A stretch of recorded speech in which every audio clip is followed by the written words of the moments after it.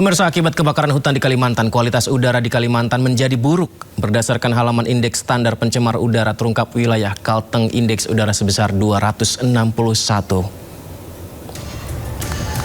Ya, bersumber dari halaman indeks standar pencemar udara ISPU, Kementerian Lingkungan Hidup dan Kehutanan, pagi tadi terungkap indeks kualitas udara di Kalimantan Tengah sebesar 261. Sementara menurut situs iqair.com, akibat kebakaran hutan, wilayah di Kalimantan seperti Banjarmasin dan sekitarnya menjadi kota berpolusi hari ini. Seperti yang kita lihat di layar kaca Anda pemirsa, pergerakan angin juga terpengaruh dengan asap tebal akibat karhutla. Polusi separah ini sangat berbahaya bagi kesehatan pernafasan warga.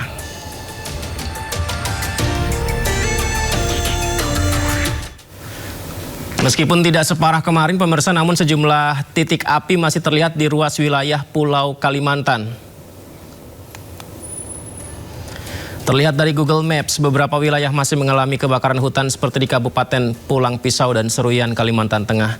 Dari tayangan ini masih kita lihat ya, ditunjukkan sejumlah titik api. Kebakaran parah, kebakaran parah, kebakaran parah. Meski titik api mulai berkurang dibanding kemarin, namun kebakaran hutan masih terlihat mendominasi di wilayah Indonesia di Pulau Kalimantan dibandingkan di kawasan Sarawak, Malaysia dan Brunei Darussalam. Asap kebakaran hutan lahan yang melanda Kalimantan Indonesia mulai mempengaruhi kawasan negara tetangga di ASEAN. Sarawak, Malaysia menutup ratusan sekolahnya akibat asap mengganggu udara. Pemirsa, asap karhutla Kalimantan Barat menyebar ke Sarawak, Malaysia hingga kualitas udara memburuk. Pemerintah di sana menutup sekolah 591 sekolah dari 10 distrik selama 2 hari ini. Penutupan sekolah sementara ini diberlakukan sambil memantau perkembangan kualitas udara asap dari kebakaran hutan di Kalimantan. Kebijakan ini diberlakukan karena 200.000 murid sekolah di Sarawak, Malaysia terpapar kualitas udara buruk akibat asap karhutla.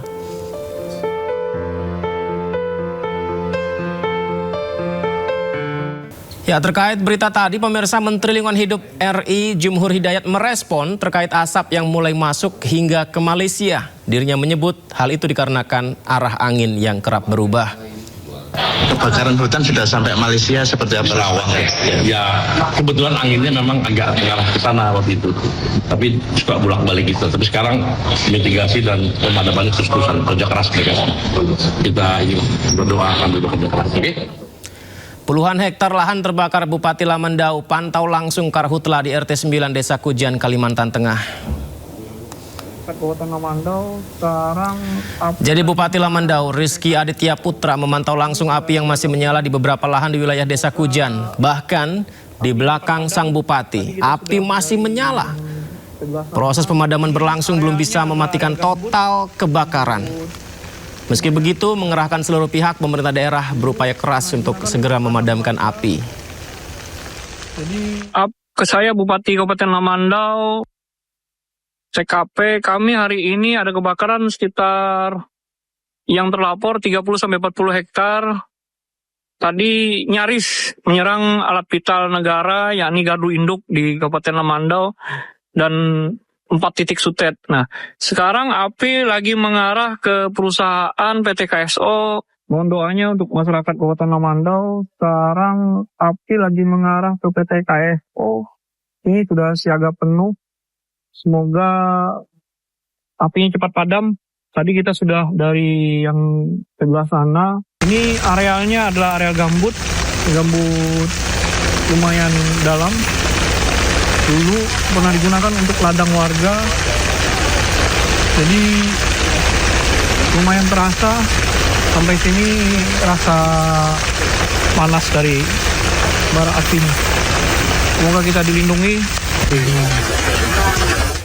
Ya Allah, semoga saja hujan turun ya di Kalimantan sehingga bisa membantu memadamkan api dan asapnya juga bisa hilang begitu, di mana dahsyatnya kebakaran hutan yang melanda sejumlah provinsi di Kalimantan membuat petugas dan relawan terus berjibaku memadamkan api pada siang dan malam. Sebagian bahkan sudah mengalami kelelahan ekstrim. Pemirsa, beratnya medan, pekatnya asap, dan panasnya suhu menjadi tantangan yang harus dihadapi oleh petugas dan relawan dalam berjibaku melawan api yang meluas. Kita bisa lihat betapa kerja kerasnya petugas untuk berusaha memadamkan api. Tidak hanya sekedar menyemprotkan air pada api saja, tapi juga harus melihat akar awal kebakarnya di mana. Karena lahan gambut kerap masih menyimpan panas di bawahnya ya. Dan upaya kerja keras ini bahkan sebagian petugas ada yang mengalami kelelahan ekstrim, gangguan kesehatan seperti sesak nafas. Dan guna membantu mempercepat pemadaman, BNPB mengerahkan puluhan armada helikopter dan disebar ke berbagai titik di Kalimantan dan juga Sumatera yang juga mengalami kebakaran hutan. Saya ajak Anda pemirsa untuk mendoakan semoga petugas kita diberi kesehatan ya dalam upaya memadamkan api di hutan Kalimantan. Ya, bagi warga, karhutla bukan sekedar api yang membakar hutan dan lahan saja. Asapnya masuk ke ruang hidup, mengganggu kesehatan dan aktivitas mereka. Udara bersih semakin sulit didapat, sementara kehidupan harus terus berjalan seperti biasa. Lantas bagaimana warga bertahan menghadapi dampak karhutla? Kita bahas pemirsa malam ini bersama dengan Agnes Yesiska, salah satu warga Palangkaraya, Kalimantan Tengah yang juga terdampak karhutla ini. Assalamualaikum, selamat malam Kak Agnes. Selamat malam Kak. Assalamualaikum. Waalaikumsalam. Waalaikumsalam. Saya dengan Yudi Kak Agnes. Kak, tepatnya posisi di mana saat ini lokasinya? Kebetulan rumah saya itu ada di dekat bandara, kurang lebih sekitar ya 5 menit lah kalau dari bandara. Dan di situ lumayan titik api dan titik karhutlahnya cukup banyak. Makanya sekarang lagi ngungsi ke tempat saya kerja sekitar setengah jam dari bandara. Ada asap juga tapi nggak separah di rumah jadinya. Jadi makanya saya ngungsi ke sini. Saya ingin tahu, jadi titik api kebakarannya itu bagaimana sebenarnya yang kelihatan langsung dari kakak? Dari mulai mana, di mana begitu? Yang paling besar itu ada di jalan lintas Kalimantan. Itu kan memang sepanjang jalan itu kayak semacam apa ya, lahan lah, lahan luas. Itu terbakar cukup banyak. Pemadam juga sebenarnya sudah bergejibaku untuk memadamkan. Hanya karena kita ini panas banget kan, jadi apinya itu muncul tenggelam gitu. Jadi udah dipadamin, dia muncul lagi. Dan kita juga nggak ada hujan, air juga kering. Jadi emang benar-benar sulit banget. Sehingga asapnya lumayan tebal di pagi jam 7 sampai malam. Itu lumayan parah kalau untuk sekitaran bandara. Jadi yang dirasakan ketika di jalanan bahkan melihat secara langsung api menyala di kanan kiri jalan yang lahan terbakar itu? Betul, betul. Apalagi di malam hari ya. Di malam hari itu cukup banyak lahan yang berkobar apinya dan pemadam benar-benar kewalahan ya saat ini. Dan benar-benar tenaganya terkuras untuk memadamkan api. Kalau di tempat Kak Agnes sekarang, apakah asapnya juga tebal? Kalau di daerah tempat saya bekerja saat ini, tempat saya mengungsi, itu asapnya tidak begitu tebal, tapi cukup terhirup. Jadi kebetulan saya punya balita 2 tahun, itu saya benar-benar gak bisa bawa dia keluar, dia cuman saya isolasi di dalam rumah. Ventilasi saya tutup menggunakan plastik, air purifier juga 24 jam karena indeks udaranya itu benar-benar kotor dan tidak sehat sampai sekarang. Ini kan kami tayangkan ada gambar dari masyarakat juga ya, dari kontributor kami, dari warga di media sosial. Benar-benar asap menutupi jalanan ya, Kak Agnes? Betul. Jarak pandang Apalagi di pagi. terbatas? Jarak pandang itu kalau di pagi di beberapa titik itu kurang dari 100 meter. Kurang dari 100 meter? Ya. Wah, Masya Allah. Ini kalau kita lihat nih, seperti ini. Ini berarti... Dan kuning ya. Iya. Itu kuning berarti ada titik apinya ya, Kak ya? Ada titik api dan semacam kayak mendung, tapi bukan mendung karena tertutup asap ya sekarang ini. Dan memang separah ini. Memang separah ini? Setiap jam, Ya. pagi, siang, sore, begini? Kalau di lokasi rumah saya di dekat bandara itu dari jam 7 pagi itu saya sudah menciumnya cukup parah. Kalau di daerah tempat saya mengungsi ini jam 8:30 sampai siang itu baru terciumnya cukup menyengat. Asapnya itu kayak gimana, Kak Agnes? Asapnya lumayan tebal ya, jadi putih. Kalau di daerah tempat saya mengungsi ini cukup putih di 8:30 sampai siang. Kalau di daerah rumah saya sendiri itu benar-benar kabut ya, kabut, bukan kabut udara yang sehat, enggak, tapi ini kabut asap yang benar-benar lumayan parah, bikin mata kita tuh berair, hidung tuh tersumbat, dan lumayan membuat sakit kepala. Dan ternyata kan Kalteng ini sudah hampir 66.000 ya yang terdampak ISPA. ISPA, iya. Kalau kita ada yang bakar-bakar sampah gitu kan, kadang suka ada asapnya bikin pedas di mata gitu. Itu seperti itu, Kak Agnes, dialami Lebih hari-hari? parah. Kalau menurut saya pribadi ya Mas, karena saya lumayan sensitif, jadi itu lebih parah. Astaga, lebih parah? Lebih parah. Berarti ketika berusaha ke rumah Kak Agnes yang dekat bandara itu lebih parah lagi asapnya? Lebih parah. Makanya saya bawa anak saya ngungsi di lumayan agak jauh. Karena kalau yang di bandara, dekat bandara ini saya benar-benar nggak bisa ke dapur. Karena dapur saya juga dapur yang sedikit terbuka. Terus putih sekali, baunya lumayan menyengat. Jadi saya harus menutup pintu, menutup ventilasinya lumayan agak double. Supaya benar-benar nggak ada celah masuk. Terus aktivitas sehari-hari, bekerja, warga juga, ya kegiatan hari-harinya gimana Kak Agnes dengan kondisi ini? Sangat meminimalisir untuk keluar rumah sih sekarang. Apalagi kan anak-anak sekolah sudah ada juga yang akan dibatasi ya. Terus apa yang bisa dilakukan lewat di dalam ruangan aja ya kami lakukan di situ. Saya rasa semuanya sama sih Mas di sini karena memang kondisinya udah cukup parah. Bahkan kami juga mau cari masker udah cukup sulit. Lalu oksigen juga cukup sulit. Emang semuanya serba terbatas jadinya. Di Palangkaraya masker terbatas Kak? Habis? Udah mulai susah nyarinya. Udah mulai susah. Jadi saya online sih Mas. Dan kebetulan kan memang lagi warga bantu warga kan. Jadi kami coba untuk ya bikin rumah aman untuk anak dan ibu hamil. Dan semua yang bisa dibantu lewat online ya online. Karena di sini juga kan kebutuhannya terbatas ya untuk kalau kita mau cari di Palangkaraya sendiri. Tadi saya lihat di media sosial ada yang melaporkan sempat turun hujan di daerah Tarakan begitu. Di sana terakhir hujan kapan Kak? Udah lupa lagi terakhirnya kapan. Berarti lama ya? Sempat beberapa hari lalu, beberapa minggu lalu itu sempat gerimis, tapi gerimis yang nggak ada 15 menit, yang membuat malah asapnya tambah parah kan. Sempat gerimis tapi karena intensitasnya sedikit malah makin menebalkan asapnya begitu ya? Betul. Ada yang bilang nih Kak Agnes kalau saya pernah juga sih ke Kalimantan tapi nggak sampai ngelihat ke titik hutannya gitu. Tapi bener nggak sih kalau di sana tuh banyak lahan gambut sehingga ketika kebakaran tuh kerap malah makin sulit dipadamkan? Kalimantan Tengah kayaknya sebagian besar gambut ya, yang saya tahu. Jadi kalau misalkan memadamkan api ya oke atasnya padam, tapi bawahnya kan belum tentu. Makanya itu yang bikin damkar atau pihak-pihak yang membantu sekarang ini memang benar-benar tenaganya terkuras kan, dan benar-benar capek banget untuk madamin karena dipadamin paginya padam, malamnya berkobar. Jadi emang rada sulit sih. Kami itu memberitakan tentang kebakaran di Kalimantan tuh nggak cuma sekali dua kali ya. Kayaknya tahun lalu juga ada deh gitu. Ini kalau Kak Agnes sendiri ini yang paling parah atau gimana Kak? Yang paling parah kan 2015 yang benar-benar terisolasi kan, cuacanya kuning.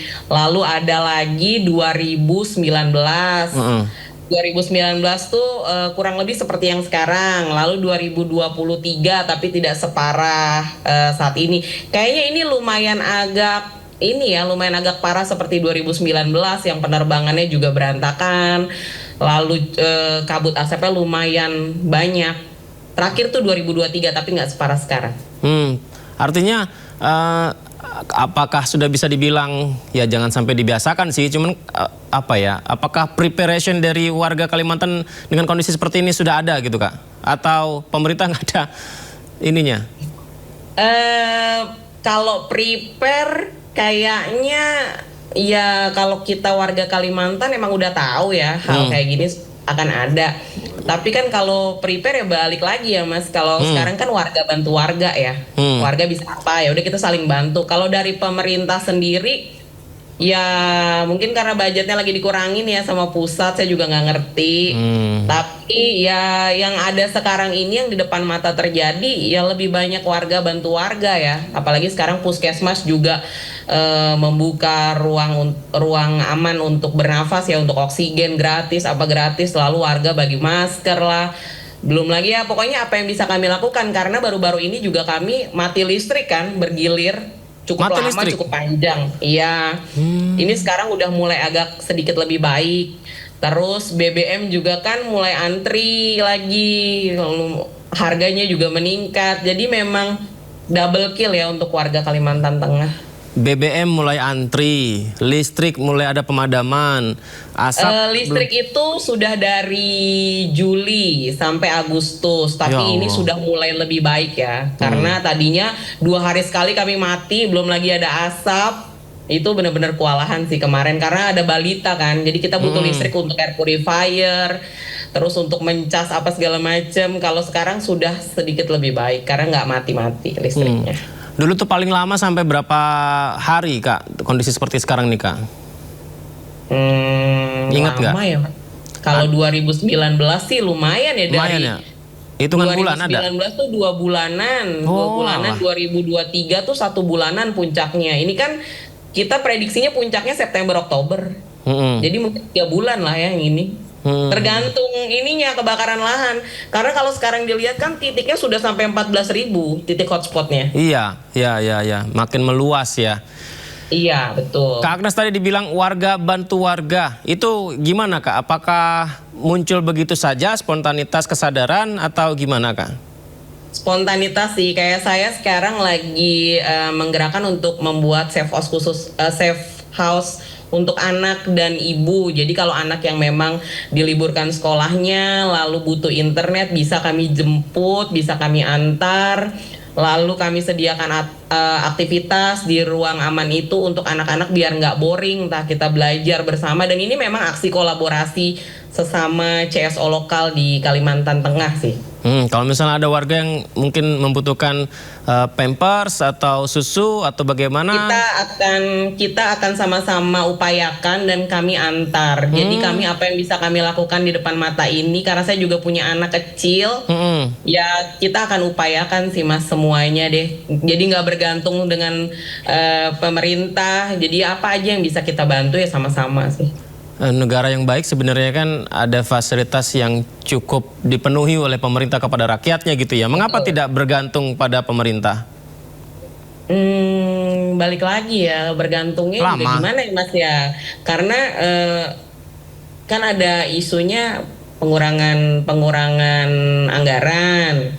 Terus kami lihat di lapangan juga kan memang semua sebenarnya bergerak, tapi kalau kita berharap sama satu dan satunya juga mungkin masih berusaha juga ya agak lama ya. Lebih baik apa yang bisa cepet ya saya lakukan aja apa yang saya bisa gitu, bikin satu safe house yang untuk anak, lalu saya punya kendaraan saya bisa antar jemput gitu aja sih Mas.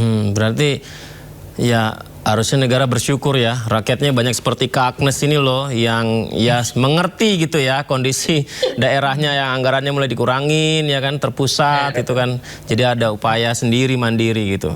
Kak, kalau naik motor atau mobil gitu, itu benar-benar nggak kelihatan Kak jalanan depan? Kalau motor sama mobil di jam-jam tertentu iya putih, jadi disarankan memang sekarang udah menghindari aktivitas di luar karena baunya sendiri juga udah mulai menyengatnya parah untuk di jam-jam tertentu ya, kayak pagi itu kan memang mungkin uapnya baru naik, asapnya baru naik, itu memang putih sih lumayan. Kalau malam hari gimana Kak?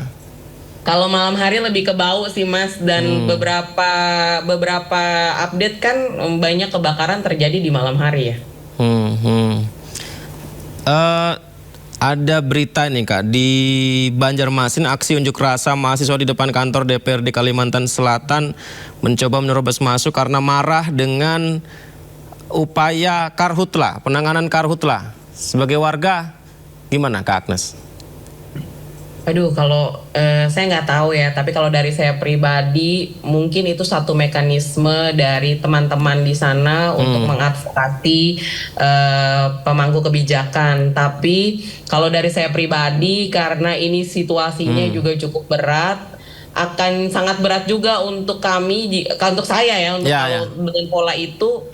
Kayaknya bakal menghabiskan banyak tenaga, belum lagi saya juga ada anak balita, jadi agak sangat sulit ya. Jadi saya melakukan apa yang bisa saya melalui rumah, dan lumayan memang banyak juga kok yang mau bantu untuk memberikan entah masker, entah minuman anak-anak atau oksigen, itu ada juga kok.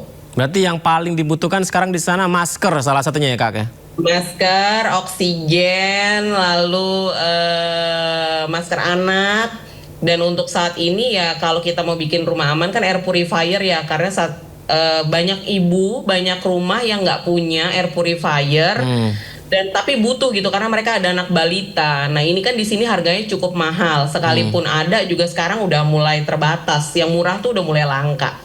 Jadi itu sih yang paling dibutuhkan untuk jangka pendek ya. Sudah mulai ada uluran bantuan donasi begitu Kak ke wilayah Kalimantan mungkin yang membagikan masker gratis atau seperti itu? Mungkin di beberapa titik sudah ada, tapi belum banyak karena ini kan 2 minggu terakhir ya, ini mau hampir 2 minggu ya yang dia benar-benar asapnya lumayan tinggi, dan kita juga nggak tahu apakah benar puncaknya di September Oktober karena El Nino tahun ini kan lumayan agak ganas ya katanya. Jadi ya kita mau melihat nih situasi ke depan, makanya dari sekarang saya udah coba melihat mitigasi bantuan apa yang bisa kami lakukan gitu untuk sesama aja dulu yang di rumah yang pada punya balita. Kak Agnes, bayinya usia berapa? Perempuan atau? 20 bulan. Oh 20 bulan. Laki-laki? Perempuan. Oh perempuan. Anak pertama ya? Anak pertama, betul. Semoga sehat selalu ya.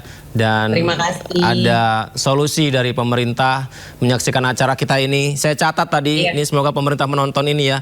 Warga Kalimantan selain butuh pemadaman api di kebakaran hutan juga butuh air purifier, masker, oksigen juga untuk warga. Bahkan yang menarik, Kak Agnes sampaikan tadi, iya warga memahami situasi dan mencoba mandiri untuk bertahan selama terjadinya karhutlah di sana ya. Kak, terima kasih ya Kak ya. Nanti izin nanti kalau ada waktu kita bisa ngobrol kembali. Terima kasih Kak. Assalamualaikum. Terima kasih. Ya, informasi lain pemirsa, sholat istisqo atau sholat minta hujan digelar oleh pemerintah Kabupaten Berau, Kalimantan Timur bersama warga. Sholat digelar sebagai bentuk ikhtiar dan doa agar hujan segera diturunkan di tengah kebakaran hutan akibat kemarau panjang. Ya, saya juga mengajak Anda pemirsa, tidak hanya warga di Tanjung Redep Berau yang Anda lihat ini di Kalimantan Timur, tapi Anda yang menyaksikan tayangan ini di seluruh Indonesia. Mari kita berdoa bersama-sama, semoga saja hujan turun dengan cukup agar bisa memadamkan api di wilayah Kalimantan dan saudara-saudara kita di Kalimantan bisa terbantu ya. Yang Anda saksikan ini ratusan orang dengan khusyuk menjalani rangkaian sholat istisqo di halaman Masjid Agung Baitul Hikmah Tanjung Redep Berau Kamis siang. Sholat istisqo merupakan sholat sunnah yang dilaksanakan ketika masyarakat mengalami kekurangan air akibat kemarau. Cuaca panas disertai kabut di wilayah Berau berlangsung hampir 1 bulan. Jemaah memohon kepada Sang Maha Kuasa agar diberikan rahmat berupa turunnya hujan. Hingga saat ini kebakaran hutan dan lahan di Berau semakin masif. Titik lokasi kebakarannya menyebar di beberapa wilayah yang mencapai 118 hektar. Semoga segera turun hujan di wilayah Kalimantan merata ya, amin ya rabbal alamin. Dan petugas sudah bekerja keras untuk memadamkan api di kawasan Kalimantan ketika hutan terbakar. Namun karena tak kunjung padam, salah satu petugas yang kelelahan akhirnya mengumandangkan azan.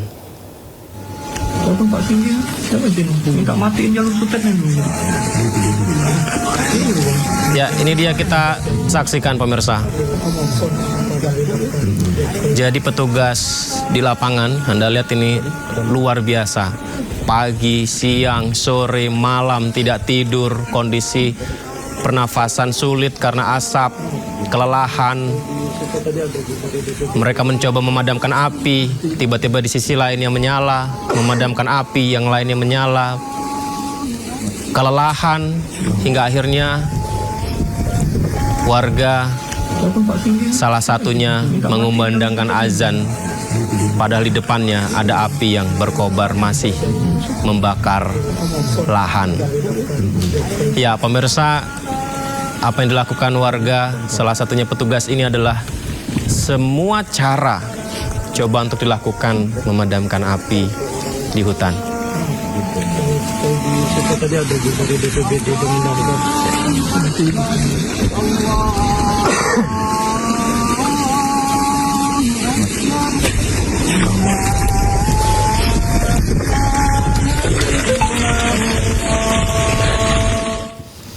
Semoga hujan segera turun ya. Sementara itu di media sosial ada warga yang melaporkan hujan turun pagi tadi di Tarakan, Kalimantan Utara. Dan netizen berharap hujan turun merata di Pulau Kalimantan agar karhutlah segera padam.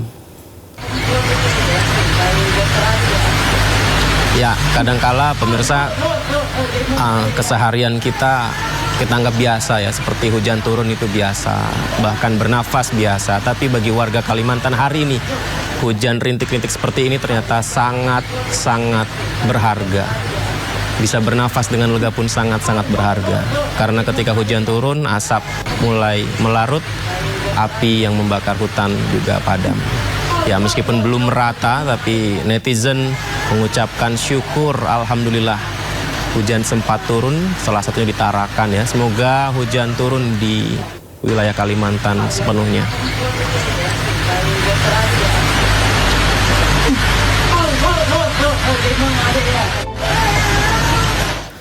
Sementara itu terkait hujan yang masih belum merata turun di wilayah Kalimantan, Gubernur Kalimantan Timur Rudy Masud menyebut menyiapkan rencana hujan buatan esok hari.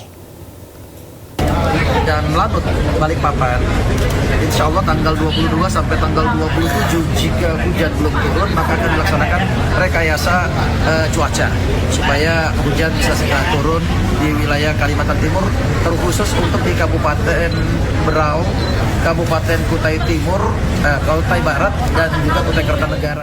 Jadi pemirsa, akibat kebakaran hutan di Kalimantan, kualitas udara di Kalimantan menjadi buruk. Berdasarkan halaman indeks standar pencemar udara, terungkap wilayah Kalteng indeks udara sebesar 261 pemirsa. Nah, kita lihat di layar belakang kami ini pemirsa, bersumber dari halaman indeks standar pencemar udara ISPU, Kementerian Lingkungan Hidup dan Kehutanan ya. Kita saksikan ini pemirsa. Ini adalah beberapa aliran angin. Ternyata titik pusat dari yang warna merah ini adalah polusi udara tertinggi.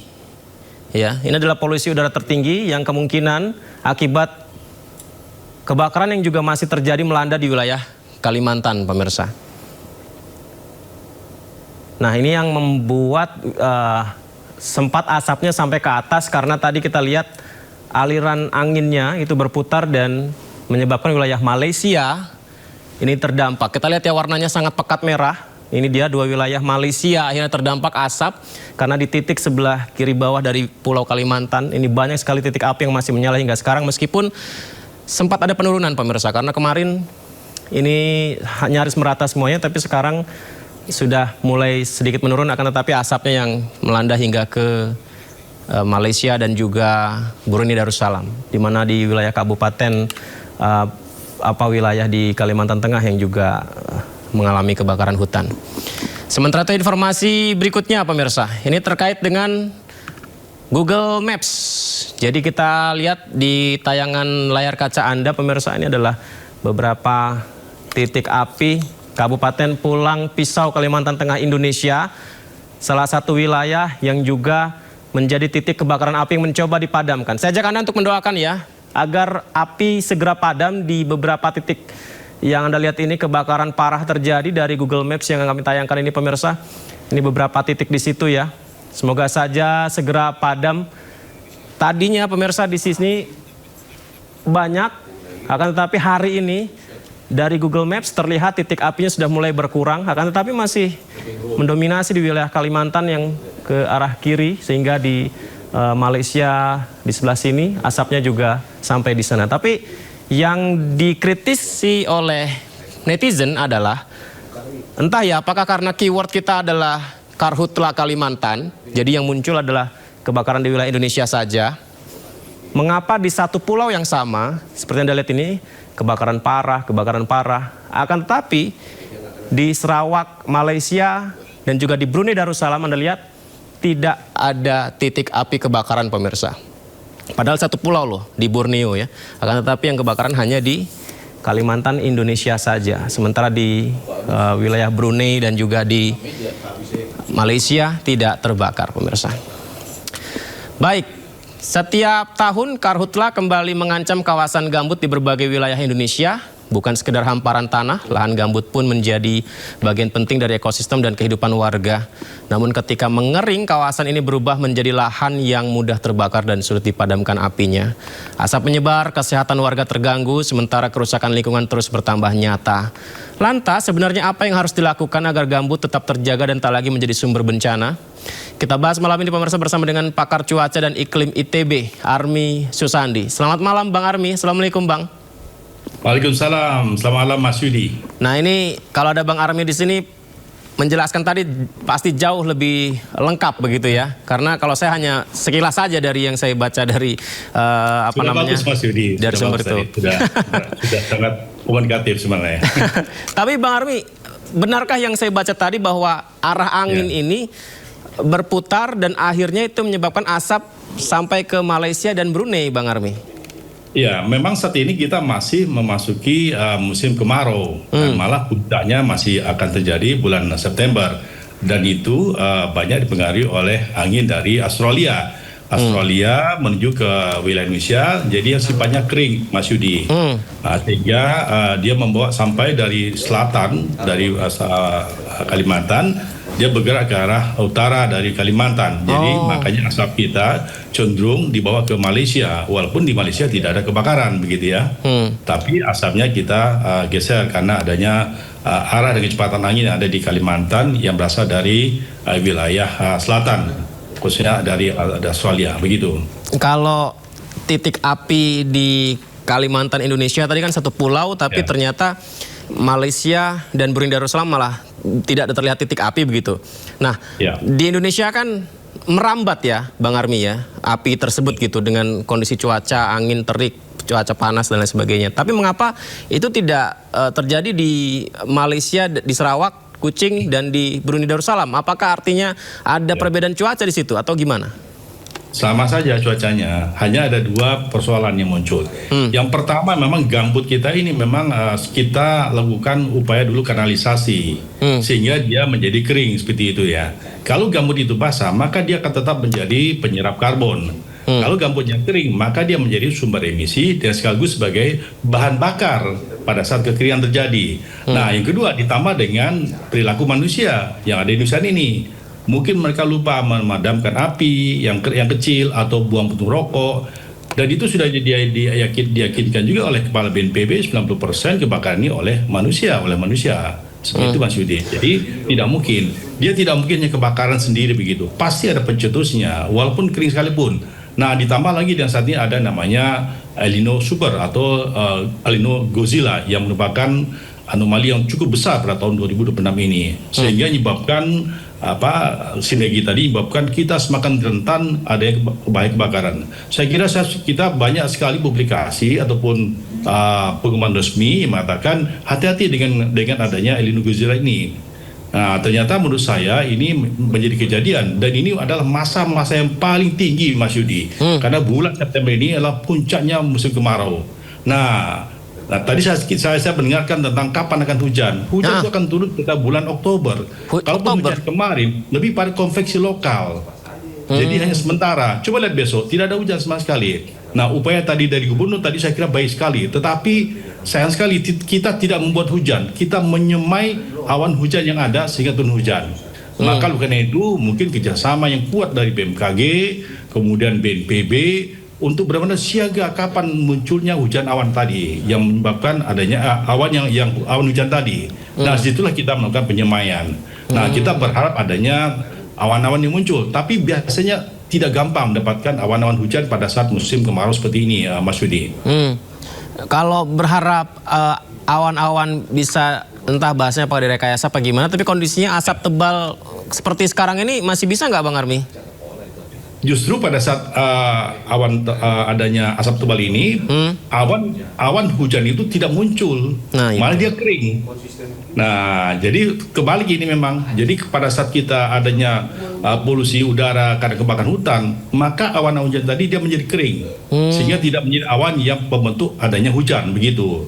Jadi memang kita perlu nih, makanya ada wilayah-wilayah yang basah, adanya semacam danau-danau ataupun padi-padi itu sebenarnya membantu adanya konveksi, penguapan, sehingga udara kita menjadi lebih lembab. Nah, disitulah kita berharap adanya hujan buatan. Tetapi saat ini kan memang tidak mudah memang di wilayah kita. Kita gambutnya besar sekali, kemudian sebagian sudah kering. Kita juga tidak banyak teknologi yang saat ini menggabungkan antara sistem informasi prediksi kebakaran dengan informasi gambut di lapangan, sehingga memang tidak mudah bagi kita untuk mulai mengatakan di mana wilayah rentan untuk kebakaran pada saat adanya El Nino Super ini. Begitu Mas Yudi. Tadi ada warga Palangkaraya itu Bang Armi yang cerita sempat bersyukur ketika kayaknya ada hujan turun nih, rintik-rintik. Tapi setelah itu karena nggak deres ya, hujannya rintik-rintik terus sebentar, malah asapnya makin tebal katanya. Itu bisa gitu Bang? Betul, jadi dia karena memang untuk bisa memadamkan gambut ini, itu gambutnya bisa sampai 15 meter Mas Yudi. Waduh. Dalam.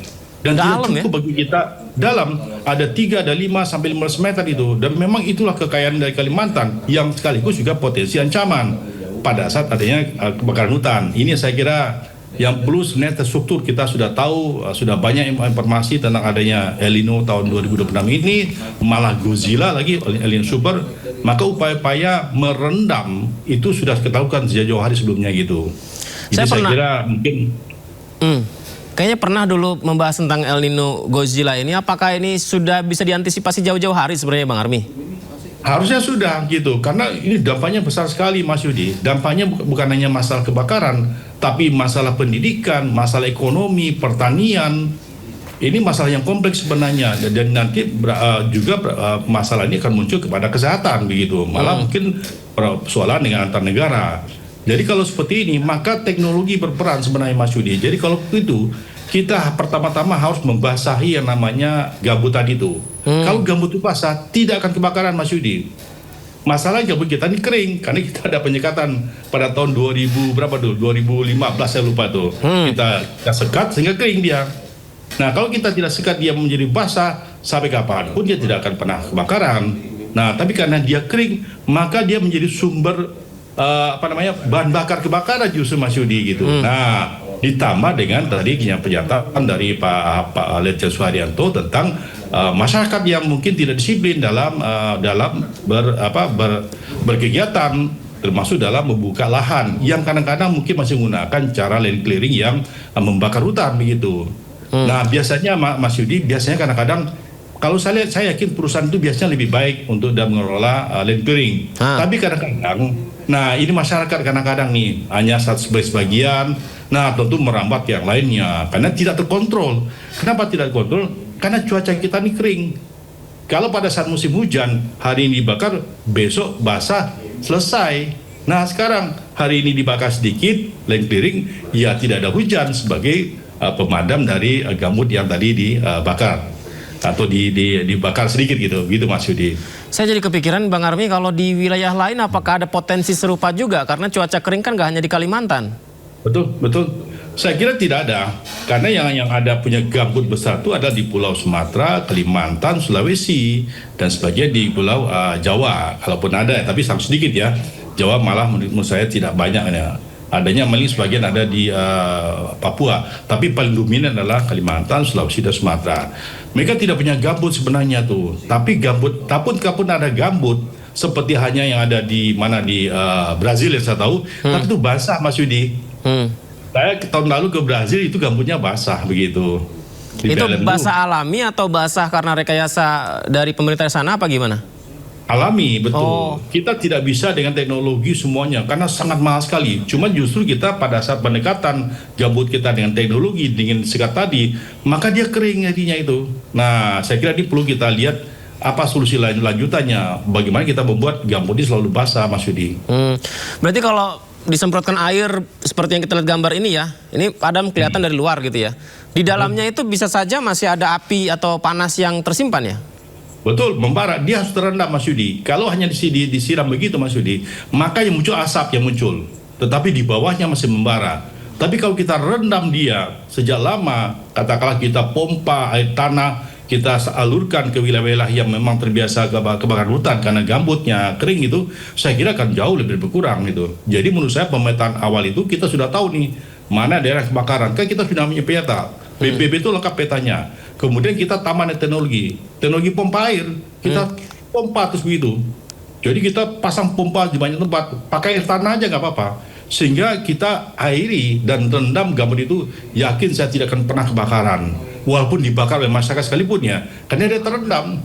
Nah sekarang ini kan dia akan ada kering, karena tersekat-sekat, maka kita basahi dengan air di atasnya, hanya keluar asapnya, tapi di bawahnya masih terbakar, seperti api dalam sekam gitu Mas Yudi.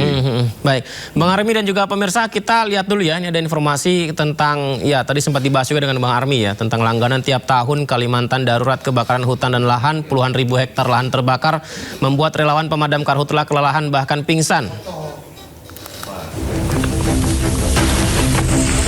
Mau keluar aja, keluar. Buat.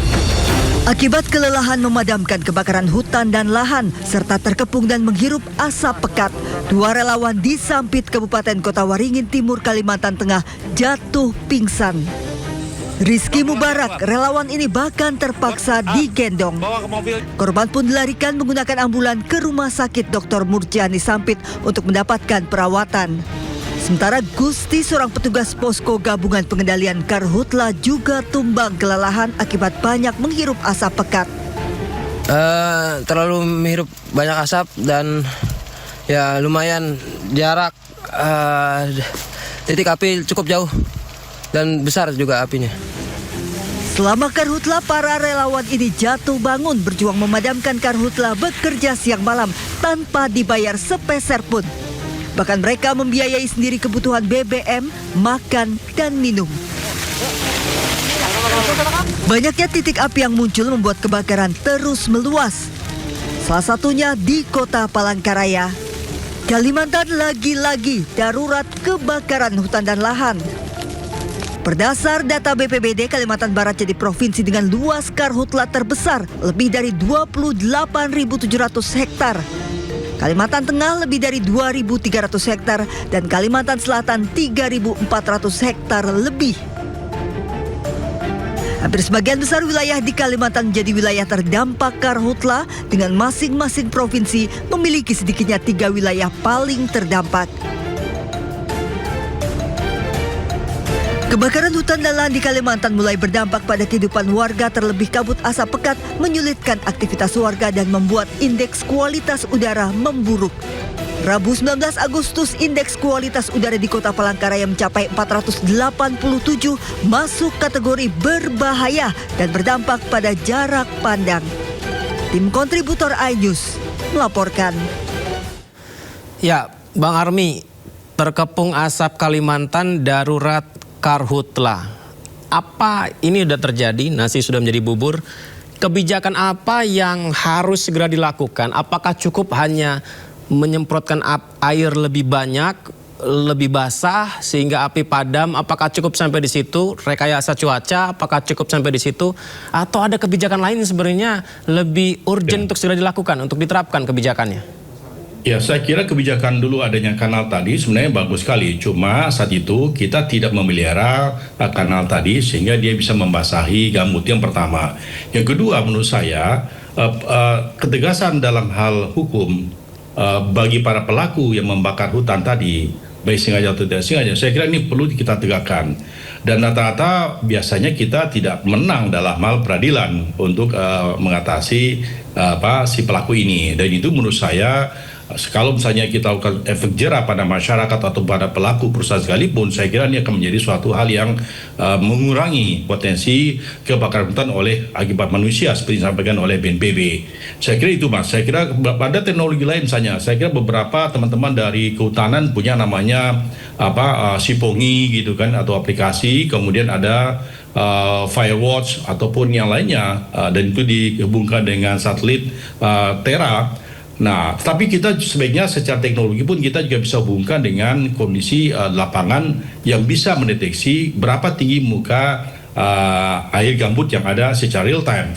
Nah, kalau di secara teknologi kita gabungkan, kemudian ada masalah hukum yang kita tegakkan dan masyarakat yang perlu kita bina dengan baik, tentunya kita gerakkan supaya jangan sampai tidak mengganggu kehidupan yang lain. Nah, saya kira ini akan lebih terstruktur bisa mengatasinya. Tapi saat ini menurut saya yang paling penting adalah bagaimana kita sejauh mungkin membasahi gambut ini. Karena ini masih sebulan lagi menurut saya Pak Mas Yudi.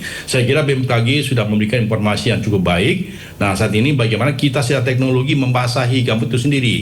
Nah, dan ini menurut saya sebaiknya lakukan pada daerah yang langganan dulu nih, langganan memang selama ini rentan terhadap adanya kebakaran hutan itu. Nah, kenapa demikian? Karena biasanya itu sudah rutin di tempat-tempat itu juga biasanya Mas Yudi. Sehingga kita lebih antisipasif. Karena apa? Karena di situ ada perkebunan, apakah milik masyarakat atau milik dari perusahaan gitu. Nah, ini saya kira yang perlu kita lakukan secara jangka pendek begitu Mas Yudi. Ada beberapa sungai di Kalimantan juga surut tuh Bang Army. Itu juga faktor cuaca, kekeringan itu berarti apakah memang separah itu apa gimana Bang?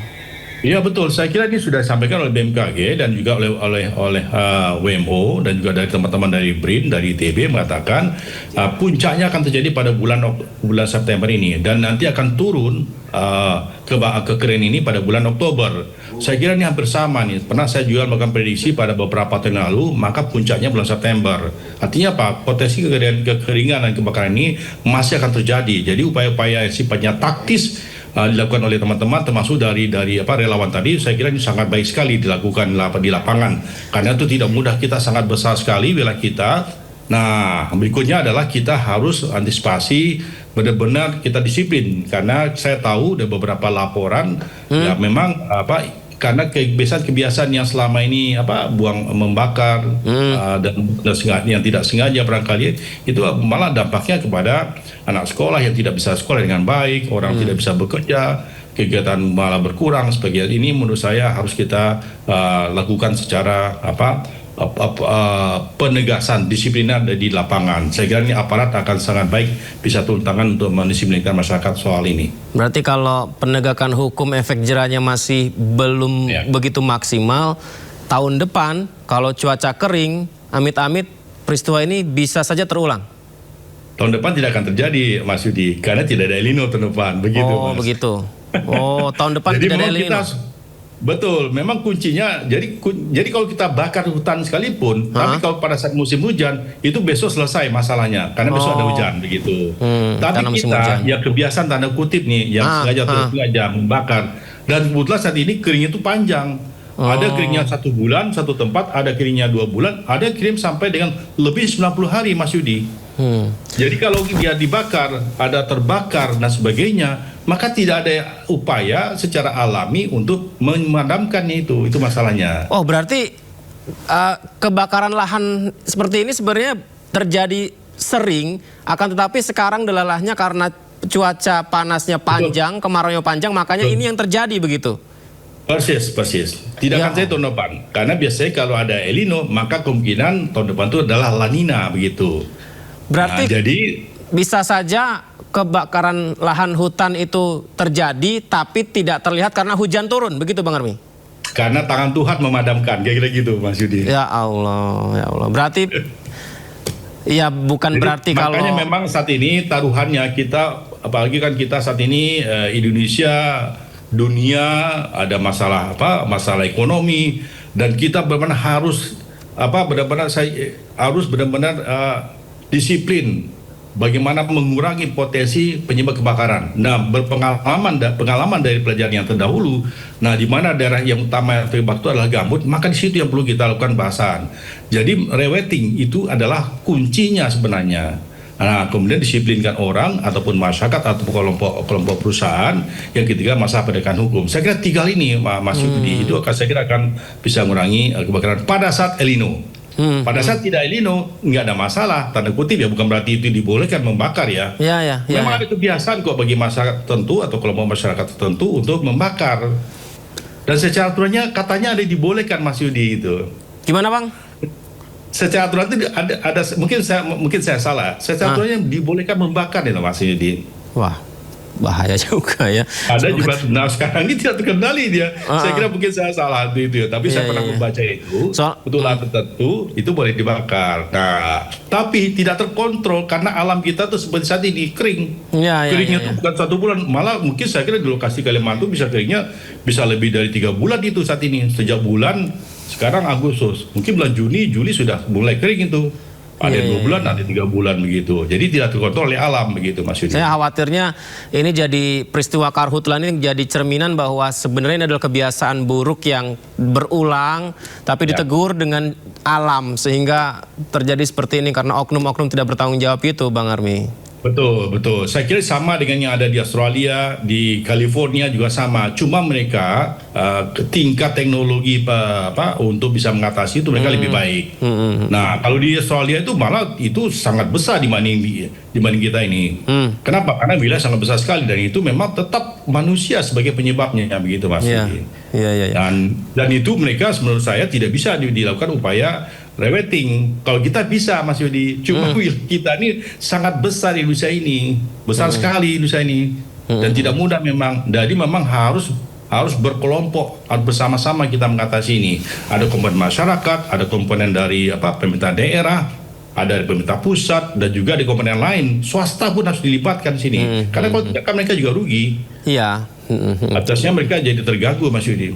Bang Army, satu lagi Bang, ini kan bukan mencampur adukan ilmiah dengan agama sih, tapi kan warga berdoa bersama-sama. Saya juga jujur mendoakan semoga hujan segera turun sehingga di Kalimantan apinya padam, asapnya bisa terurai gitu. Kira-kira ada potensi nggak Bang Army sebelum Oktober? Tadi kan bilang Oktober ya hujan turun. Nah, sebelum itu ada nggak bisa saja ada potensi hujan bisa turun lebih cepat Bang Army? Ada. Yang namanya dengan yang kita sebut dengan konveksi lokal Mas Yudi. Oke. Jadi walau bagaimanapun kita yang kita sebut dengan musim kemarau itu bukan berarti tidak ada hujan selama 6 bulan. Tetapi hanya curah hujannya yang turun. Nah, hanya memang pada saat El Nino ini curah hujan turun itu sangat sedikit sekali curah hujan turun. Seperti tadi yang di Kalimantan kan ada curah hujan terus sebentar. Nah, berarti bukan seperti hanya di Eropa yang nama musim kemarau itu tidak ada hujan sama sekali gitu Mas Yudi. Kalau kita musim hujan, musim kemarau ada hujan, hanya hujannya pada saat musim kemarau ini sangat sedikit kejadiannya. Nah, apakah ada potensi? Ada potensi itu. Pada saat bulan September ini ada potensi itu, dan itu mungkin yang kita sebut dengan adanya konveksi lokal. Konveksi lokal itu apa pemicunya Bang Army? Supaya terjadi penguapan Mas Yudi. Jadi penguapan di daerah, apalagi di daerah yang banyak pohon-pohonnya, yang banyak sumber airnya, itu berpotensi menyebabkan tumbuhnya awan-awan konvektif yang cenderung lebih basah begitu Mas Yudi. Makanya orang kalau ingin hujan itu tanamlah pohon, karena pohon itu mengandung uap air, mengandung air yang bisa menguap ke udara, ditambah dengan adanya tanah, adanya sungai, ada embung sebagainya. Maka itu potensi sebenarnya membuat terbentuknya awan-awan yang bisa mengandung awan-awan hujan gitu Mas. Makanya pohon penting juga ya Bang Army ya. Penting sekali Mas Yudi, sangat penting sekali. Jadi makanya sebagian pohon kita sudah berkurang, maka potensi pembentukan awannya juga berkurang. Seperti itu Mas. Begitu ya. Semakin makanya di Arab saat ini, di Cina atau di gurun-gurun itu mereka tanam pohon. Buat apa? Memancing hujan sebenarnya itu. Sehingga microclimate itu berubah. Sehingga pada saat itu tidak ada penguapan yang mengandung uap air, sekarang ada. Dari mana? Dari pohon tadi itu. Pohon mengandung air, maka terbentuklah awan-awan yang bisa lama-lama sebagai awan hujan gitu Mas Yudi. Berarti kalau manusianya egois, nebang pohon dijadiin bangunan, ketika cuaca terik nggak turun-turun hujan, jangan protes gitu ya Bang Army ya. Iya seperti itu ya Mas Yudi. Ya mudah-mudahan ini kita cepat berlalu ya. Saya kira teman-teman sudah bekerja keras, BNPB, BMKG. Wah, kelelahan mereka Bang, kasihan Bang. Wah betul. Saya pernah di lapangan soalnya, dan itu tidak mudah. Untuk pindah dari suatu tempat ke tempat lainnya, terbang pun kita, waduh, sangat sulit sekali Mas Yudi. Dan itu saya mengalami cukup lama di Kalimantan, merasakan dampaknya akibat kebakaran hutan itu. Baik, Bang Armi terima kasih banyak ya. Izin nanti kita bisa ngobrol kembali ya, Bang Armi ya. Selamat malam Bang Armi, terima kasih. Ya, di tengah kebakaran hutan yang melanda, sungai-sungai di Kalimantan di tengah cuaca kekeringan dilaporkan menyusut pemirsa. Dari rekaman video amatir warga terpantau debit air sejumlah sungai besar di Kalimantan mengalami penyusutan. Tak sedikit sungai yang terlihat dasarnya seperti yang kita saksikan ini pemirsa kering ya. Ini kita lihat ada kanan kiri sungai ini tadinya kan penuh ya, air semua ini sampai ke sisi kiri, kanan, bahkan nah ini ada jembatan di situ begitu. Tapi sampai kering begini loh pemirsa. Kebayang ya dengan cuaca. Ya, Sungai Kapuas, informasinya beberapa titik sudah mulai mengering. Bahkan jembatan Mahakam, Barito juga mengering. Bahkan jembatan warga yang melintas bisa melihat langsung dasar dari sungai.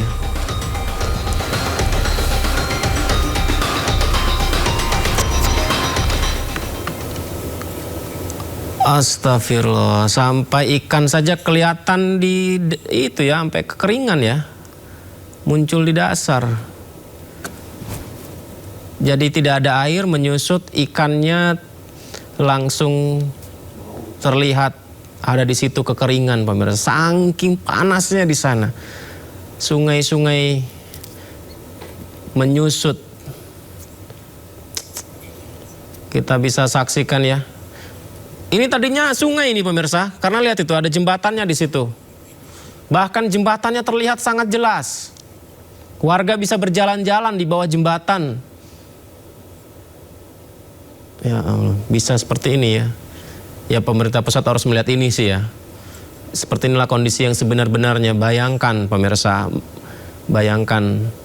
Dengan kondisi cuaca sekering ini, bahkan jembatannya jadi jelas, airnya sudah nggak kelihatan sama sekali, bahkan cenderung kering ya, bukan lagi basah atau tersisa lumpur, bahkan kering di bawah jembatannya gitu. Bayangkan dengan kondisi sepanas ini, ada pemicu api. Nah itu harus diantisipasi nih pemerintah daerah, pemerintah pusat, warga kita bersama-sama ya. Seolah-olah seperti ada pantai di situ, padahal itu adalah sungai yang mengering pemirsa. Beberapa titik seperti Sungai Kapuas, Mahakam, bahkan bisa dilintasi motor. Masya Allah. Ini bisa apa ya, motor bisa jalan di tengah-tengah sungai ini pemirsa. Tadinya ini bukan padang pasir, ini bukan. Ini sungai yang menyusut pemirsa sampai kering seperti itu.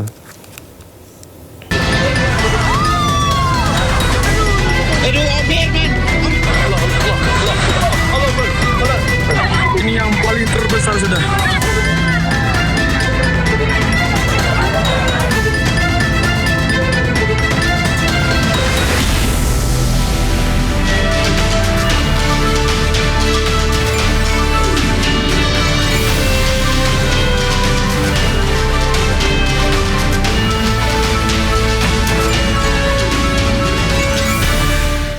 Semoga NTT segera bangkit kembali. Pemirsa, tim SAR terus mengevakuasi para korban gempa yang mengguncang Nusa Tenggara Timur. Proses evakuasi sampai melibatkan helikopter. Ini adalah upaya evakuasi korban gempa NTT. Tim SAR gabungan mengevakuasi 2 lansia yang jadi korban gempa di Kampung Ronting, Desa Satar Kampas, Lambaleda Utara, Kabupaten Manggarai Timur. Ya, kedua korban alami cedera akibat gempa hingga harus dievakuasi dengan helikopter untuk dibawa ke RSUD Pratama Komodo di Labuan Bajo, NTT. Selain melaksanakan evakuasi medis, helikopter Basarnas juga mendistribusikan bantuan kepresidenan untuk memenuhi kebutuhan mendesak masyarakat terdampak gempa di wilayah Manggarai Timur. Kantor SAR Maumere bersama potensi SAR akan terus melakukan upaya pencarian, pertolongan, dan pelayanan kemanusiaan melalui jalur darat maupun udara.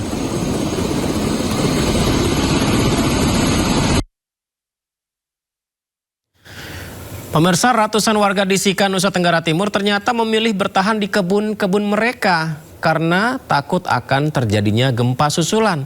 Mereka memilih tidak kembali ke rumah yang berada di pesisir pantai.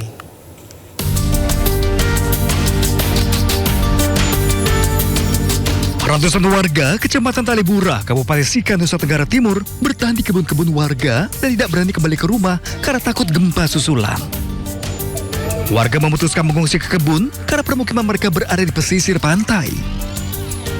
Warga menempati tenda darurat dan tidur hanya beralaskan tikar hingga kardus bekas. Untuk makan, warga harus kembali ke kampung untuk mengambil bahan makanan dan dimasak di lokasi pengungsian. Masih takut ya? Iya. Mereka mengungsi di sini sejak kapan ini? Kemarin. Bisa cerita sedikit waktu gempa itu bagaimana Mama keluar dari rumah tuh? Sementara saya habis sholat itu, habis sholat saya mau keluar, mau sapu halaman. Tiba-tiba gempa. Saya bawa sapi anak mantu keluar. Kami lari sudah ke sini. Saat ini mereka belum berani pulang ke rumah atau bagaimana? Kami masih takut. Masih trauma. Iya. Kini warga bertahan dengan makanan seadanya. Mereka berharap perhatian dari pemerintah. Dari Sika, Nusa Tenggara Timur, Joni Nura, iNews melaporkan. Sejumlah pengungsi bersama relawan Dompet Duafa melaksanakan ibadah sholat Jumat pertama setelah musibah gempa bumi di Nagekeo, Nusa Tenggara Timur. Secara gotong royong, warga pengungsi dan relawan membangun tenda dan alas dari terpal di halaman Masjid Agung Baitur Rahman.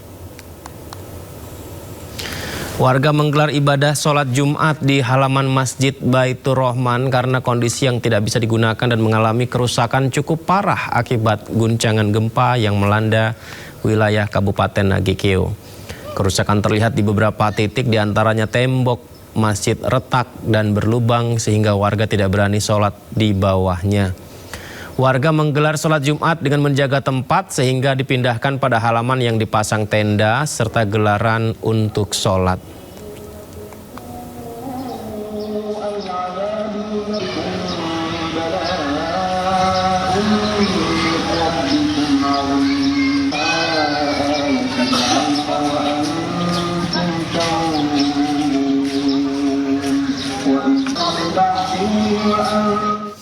Ya, kita akan mencari tahu kondisi korban gempa di Nusa Tenggara Timur. Ada rekan kami, Muharlin, yang langsung bertugas di Kecamatan Aisesa, Kabupaten Nagekeo. Assalamualaikum, selamat malam Muharlin. Bagaimana informasi terkini mengenai gempa dan warga terdampak di sana? Apakah masih ada gempa susulan, Muharlin?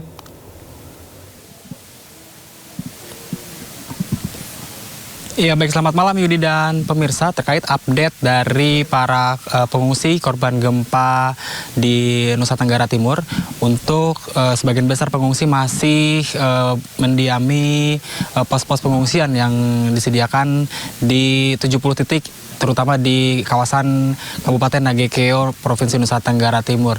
Dan selain para warga yang mengungsi di titik-titik pengungsian utama begitu, juga di khususnya ini di Kabupaten Nagekeo, kebanyakan warga yang terdampak gempa ini mereka membangun tenda di halaman rumah mereka masing-masing, yang mana hal ini dilakukan karena sebagian besar warga ini takut dan juga khawatir akan terjadinya gempa yang sampai malam ini masih dirasakan dan juga masih terjadi.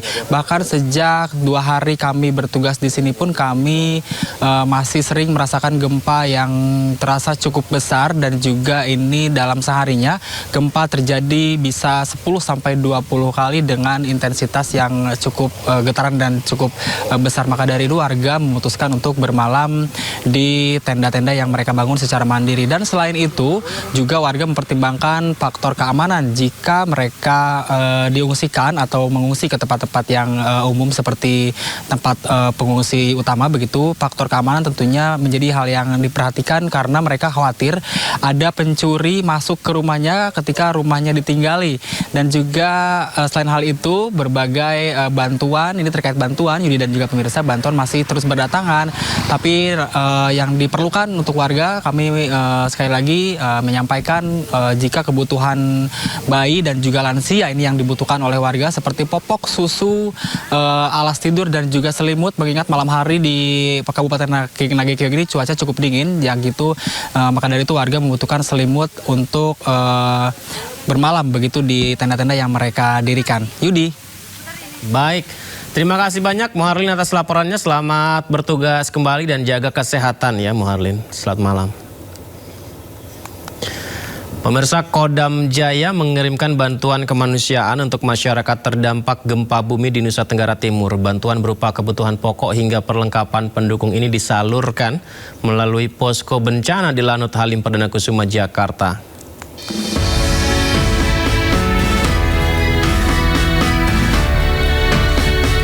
Bantuan dihimpun Kodam Jaya sebagai wujud solidaritas bagi warga NTT yang tengah menghadapi masa sulit akibat bencana. Sejumlah kebutuhan pokok dikirimkan mulai dari beras, mie instan, makanan siap saji, sarden, gula pasir, biskuit, minyak goreng, hingga susu. Tidak hanya kebutuhan pangan, bantuan juga mencakup pembalut, popok bayi, sabun, selimut, pakaian, serta obat-obatan. Seluruh bantuan diterima melalui posko bencana untuk selanjutnya didistribusikan kepada masyarakat terdampak di NTT. Panglima Kodam Jaya menegaskan kemanusiaan tidak mengenal jarak maupun batas wilayah. Melalui bantuan ini, Kodam Jaya berharap masyarakat terdampak mendapat kekuatan dan segera bangkit untuk kembali menjalani kehidupan.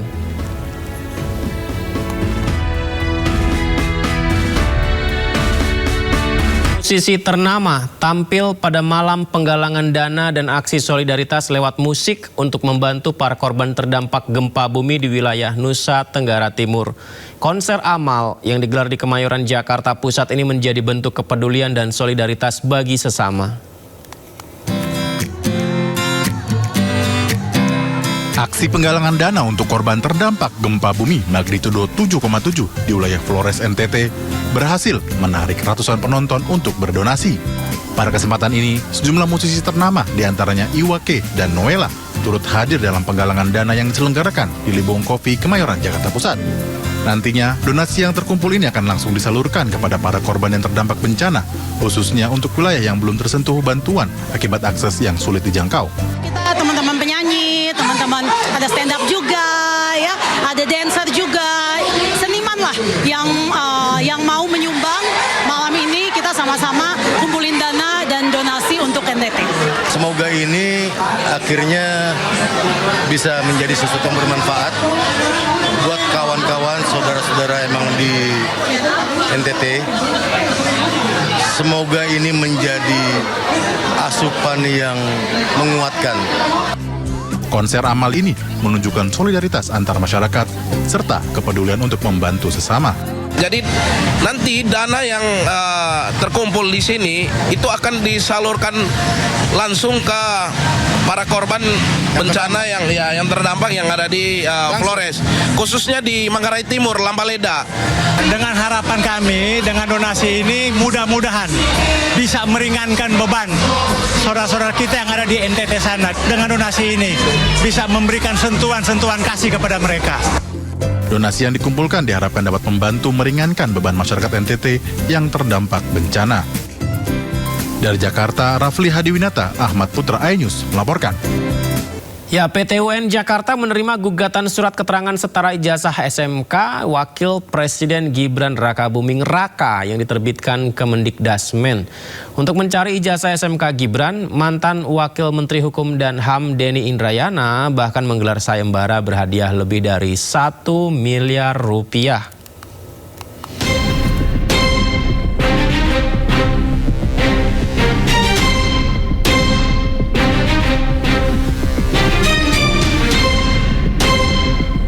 PT UN Jakarta menerima gugatan surat keterangan penyetaraan ijazah yang diterbitkan Kementerian Pendidikan Dasar dan Menengah terkait ijazah SMK Wakil Presiden Gibran Rakabuming Raka. Penggugat menilai riwayat pendidikan non-formal Gibran di UTS Insert Australia tidak bisa disetarakan dengan jenjang SMK di Indonesia. Usai gugatan diterima, PT UN Jakarta menggelar sidang pokok perkara pada 27 Agustus mendatang. Selain akan memanggil pihak Kemendikdasmen, PT UN Jakarta juga berpeluang memanggil Wapres Gibran ke persidangan.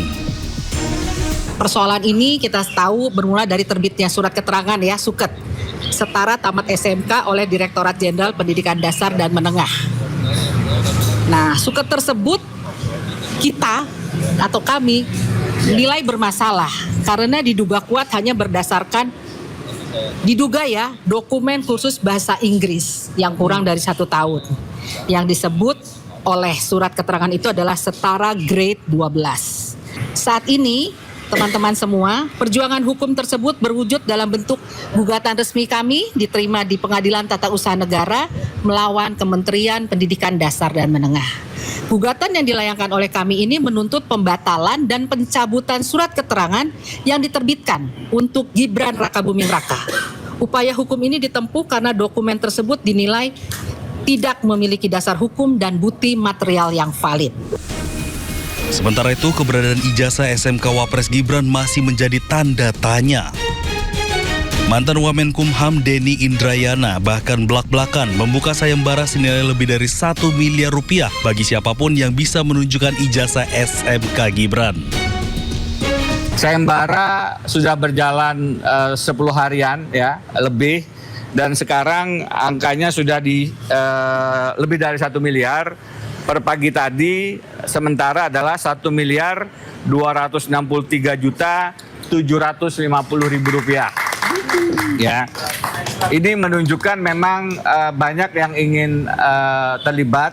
Dari awalnya cuman saya beri 100 juta, sekarang sudah naik 1.200%. Sayembara adalah gerakan sosial kita sebagai bentuk kepedulian kita. Dan siapapun yang kemudian ingin terlibat, sekarang sudah saya buka kesempatannya. Tapi jangan disalahartikan ini pengumpulan dana, apalagi kepada saya. Makanya dana tidak perlu ditransfer, disimpan saja. Pada saatnya saya pikir tidak perlu juga, karena ijazahnya kelihatannya masih gaib bin raib gitu. Denny Indrayana memastikan sayembara digelar bukan karena soal pribadi Wapres Gibran, tapi demi menjaga kehormatan etika dan konstitusi negara. Tim Liputan iNews melaporkan. Sidang lanjutan pra-peradilan ex-Jampitsus Kejagung Febri Adriansyah kembali digelar. Dalam sidang yang beragendakan pemeriksaan ahli, Guru Besar Hukum Pidana UGM menyebut tidak adanya kewajiban memeriksa calon tersangka.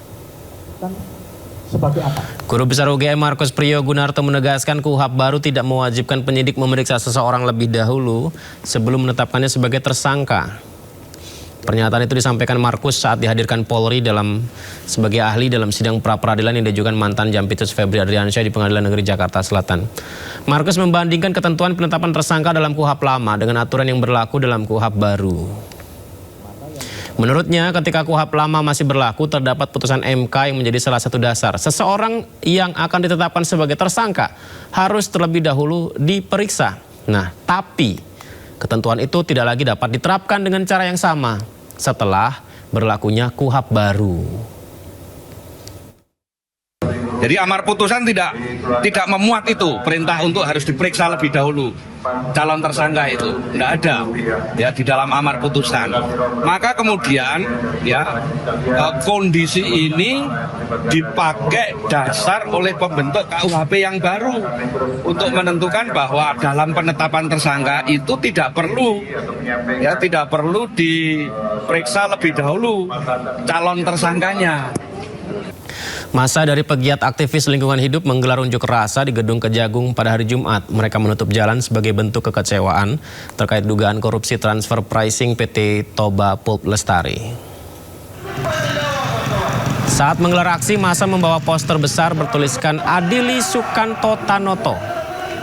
Unjuk rasa digelar terkait dugaan korupsi transfer pricing PT Toba Pulp Lestari. Kejagung sendiri telah menetapkan 2 ASN di Dirjen Pajak sebagai tersangka dalam kasus dugaan korupsi transfer pricing PT Toba Pulp Lestari. Kasus itu berkaitan dengan ekspor bubur kertas oleh PT TPL ke perusahaan afiliasinya pada 2008 hingga 2025. Kejaksaan Agung terus mendalami dugaan korupsi terkait transfer pricing PT Toba Pulp Lestari dengan memeriksa sejumlah pegawai Kementerian Kehutanan. Pemeriksaan diarahkan pada aspek perizinan dan asal-usul kayu yang menjadi bahan baku produksi termasuk kewajiban perpajakannya. Ya, Kapus Penkom Kejaksaan Agung Anang Supriyatna mengatakan pemeriksaan sejumlah pegawai Kementerian Kehutanan dilakukan untuk mendalami aspek perizinan dan asal-usul kayu yang menjadi bahan baku PT Toba Pulp Lestari. Penyidik juga mendalami kewajiban perpajakan serta keterkaitannya dengan penyidikan dugaan korupsi terkait transfer pricing PT Toba Pulp Lestari. Memang kemarin ada pemeriksaan terhadap saksi-saksi yang dari kemarin 5 kalau tidak salah dari Kehutanan, dan hari ini juga ada pemeriksaan terhadap pegawai dari Kehutanan kurang lebih 4. Jadi sudah kurang lebih 9. Terkait dengan transfer pricing ini karena PT TPL ini kan produknya pulp. Pulp ini kan kayu bahan bakunya. Ketika bicara kayu kan bahan bakunya dari mana? Dari hutan kan. Maka dalam hal ini penyidik tipikor Gedung Bundar memastikan apakah perolehan kayu-kayu yang menjadi itu berasal ada izinnya enggak atau ilegal. Apabila izin ada resi berarti ada pajaknya. Kalau ilegal berarti tindak pidana. KPK menggelar operasi tangkap tangan OTT kemarin kepada salah satu yang terjaring ialah Rektor Universitas Jenderal Sudirman Ahmad Sodik. Wow, standar Juru bicara KPK Budi Prasetyo mengatakan dalam rangkaian operasi senyap tersebut pihaknya total menangkap 14 orang. OTT ini terkait dugaan kasus suap, gratifikasi, proses seleksi penerimaan mahasiswa baru di Fakultas Kedokteran. Dalam operasi senyap tersebut turut diamankan barang bukti uang tunai senilai ratusan juta rupiah. Dalam rangkaian peristiwa tertangkap tangan tersebut, tim mengamankan sejumlah 14 orang. 12 orang diantaranya diamankan di Purwokerto dan 2 orang lainnya diamankan di Jakarta. Kemudian terhadap 2 orang yang diamankan di Jakarta langsung dilakukan permintaan keterangan di Gedung Merah Putih KPK, dan terhadap 12 orang yang diamankan di Purwokerto kemudian juga langsung dilakukan pemeriksaan awal di Polresta Banyumas. Kemudian dari 12 orang yang diamankan di wilayah Purwokerto tersebut, 7 orang diantaranya dibawa ke Jakarta untuk pemeriksaan lebih lanjut. Hakim Pengadilan Negeri Jakarta Selatan menolak pra-peradilan yang diajukan Dr. Tifa dalam sidang yang digelar pagi tadi. Hakim menyatakan gugatan Tifa gugur demi hukum. Menyatakan permohonan pra-peradilan. Hakim Tunggal Pengadilan Negeri Jakarta Selatan Solistio Muhammad mengatakan seharusnya Dr. Tifa melakukan perlawanan atas pelimpahan kembali dakwaan kasus ijazah palsu Presiden ke-7 RI Joko Widodo. Pertimbangan hakim ketika berkas sudah dilimpahkan ke pengadilan, maka status Tifa sudah terdakwa sehingga Tifa tidak lagi punya kedudukan hukum mengajukan pra-peradilan. Sementara itu Dr. Tifa akan kembali mengajukan pra-peradilan yang kedua terkait dugaan pasal selundupan yang tidak ada relevansinya dengan kasus ini. Inti dari perkara hukum yang menimpa saya ini adalah bagaimana seluruh masyarakat Indonesia itu bisa mendapatkan sebuah kejelasan yang sejelas-jelasnya, ya, mengenai apa yang selama ini menjadi polemik, yaitu dugaan ijazah palsu mantan Presiden ke-7 Joko Widodo. Dan ketika kemudian sidang pokok perkara ini bisa kita jalankan, ini adalah sebuah kesempatan bagi kita. Tapi sekali lagi saya katakan berkali-kali dalam 470 hari ini ya, bahwa kami sudah melakukan penelitian terhadap 709 dokumen ya, malah ditambah ya, ada beberapa tambahan dokumen lagi, 712 dokumen tepatnya. Dan yang sudah diperiksa itu ada 148 saksi, itu sudah kami teliti dengan sangat seksama. Dan dengan senang hati nanti kami sampaikan ya bersama dengan kesaksian para saksi, ada charge maupun para ahli ya di persidangan, andai kata memang sidang pokok perkara harus kami jalankan. Tapi untuk diketahui ya bahwa pada minggu ini ya tanggal 18 Agustus 2026 kami juga sudah mengajukan pra-peradilan yang kedua ya. Kami sudah siapkan karena ada 2 pasal selundupan yang berkali-kali kami sampaikan ya. Pasal selundupan yang sangat tidak ada relevansinya sama sekali dengan kasus saya, tetapi memang semata-mata merupakan sebuah niat jahat ya, niat tidak baik dari pelapor untuk menghukum saya seberat-beratnya atas pasal 8 dan dengan hukuman 8 tahun dan 12 tahun ya, pasal 32 35. Dan kami dari kesimpulan yang kami dapatkan ya oleh jaksa penuntut umum ya, kami mendapatkan tambahan ya yang dalam ini menjadi tesis ya, bahwa ternyata betul-betul pasal 32 35 itu betul-betul dilakukan overcharging ya, betul-betul dilakukan dengan niat yang tidak baik ya. Malah kemudian barang bukti yang dibebankan kepada saya terkait dengan pasal 32 35 Undang-Undang ITE itu betul-betul tidak relevan. Nanti saya tidak akan spill sekarang ya. Pengadilan Negeri Jakarta Selatan hari ini kembali melanjutkan persidangan pra-peradilan yang diajukan oleh Roy Suryo, tersangka perkara dugaan pencemaran nama baik dan fitnah ijazah palsu Presiden RI ke-7 Joko Widodo. Sidang lanjutan beragendakan penyerahan kesimpulan dari kedua pihak, yaitu Roy Suryo selaku pemohon dan Polda Metro Jaya selaku termohon. Ya, Roy Suryo pemirsa didampingi sejumlah pendukungnya serta beberapa tim kuasa hukum saat menghadiri sidang lanjutan pra-peradilan di Pengadilan Negeri Jakarta Selatan, di mana agenda sidang yakni penyerahan kesimpulan dari kedua pihak, baik pihak Roy dan pihak Polda Metro Jaya. Pengadilan Negeri Jakarta Selatan akan menggelar sidang putusan gugatan pra-peradilan keempat bagi Roy Suryo pada 26 Agustus mendatang. Roy berharap hakim akan menyatakan pencekalannya tidak sah dan paspornya dikembalikan oleh pihak imigrasi. Ya, oke. Ya, PT UN Jakarta menerima gugatan surat keterangan setara ijazah SMK Wakil Presiden Gibran Rakabuming Raka yang diterbitkan Kemendikdasmen. Untuk mencari ijazah SMK Gibran, mantan Wakil Menteri Hukum dan HAM Denny Indrayana bahkan menggelar sayembara berhadiah lebih dari 1 miliar rupiah.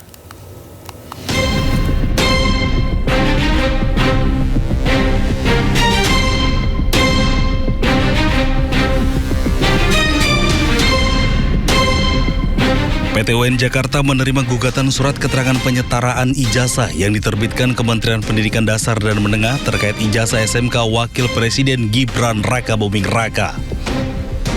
Penggugat menilai riwayat pendidikan non-formal Gibran di UTS Insert Australia tidak bisa disetarakan dengan jenjang SMK di Indonesia. Usai gugatan diterima, PT UN Jakarta menggelar sidang pokok perkara pada 27 Agustus mendatang. Selain akan memanggil pihak Kemendikdasmen, PT UN Jakarta juga berpeluang memanggil Wapres Gibran ke persidangan. Persoalan ini kita tahu bermula dari terbitnya surat keterangan ya, SUKET, setara tamat SMK oleh Direktorat Jenderal Pendidikan Dasar dan Menengah. Nah, SUKET tersebut kita atau kami nilai bermasalah karena diduga kuat hanya berdasarkan dokumen khusus bahasa Inggris yang kurang dari 1 tahun. Yang disebut oleh surat keterangan itu adalah setara grade 12. Saat ini, teman-teman semua, perjuangan hukum tersebut berwujud dalam bentuk gugatan resmi kami diterima di Pengadilan Tata Usaha Negara melawan Kementerian Pendidikan Dasar dan Menengah. Gugatan yang dilayangkan oleh kami ini menuntut pembatalan dan pencabutan surat keterangan yang diterbitkan untuk Gibran Rakabuming Raka. Upaya hukum ini ditempuh karena dokumen tersebut dinilai tidak memiliki dasar hukum dan bukti material yang valid. Sementara itu, keberadaan ijazah SMK Wapres Gibran masih menjadi tanda tanya.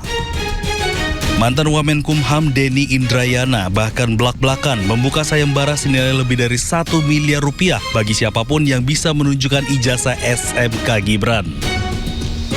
Sayembara sudah berjalan 10 harian ya lebih, dan sekarang angkanya sudah di lebih dari 1 miliar. Per pagi tadi sementara adalah 1 miliar 263 juta 750.000 rupiah. Ya, ini menunjukkan memang banyak yang ingin terlibat.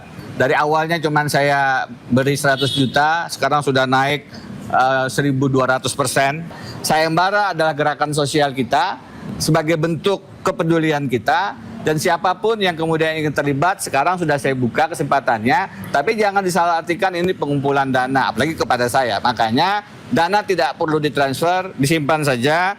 Pada saatnya saya pikir tidak perlu juga karena ijazahnya kelihatannya masih gaib bin raib gitu. Denny Indrayana memastikan sayembara digelar bukan karena soal pribadi Wapres Gibran, tapi demi menjaga kehormatan etika dan konstitusi negara. Tim Liputan iNews melaporkan. Kementerian Haji dan Umroh mengusulkan agar biaya penyelenggaraan ibadah haji tahun depan naik menjadi Rp107.340.172. Jemaah haji akan membayar biaya perjalanan ibadah haji sebesar Rp42.936.000. Sisanya akan dibayarkan dari nilai manfaat yang dikelola Badan Penyelenggara Keuangan Haji.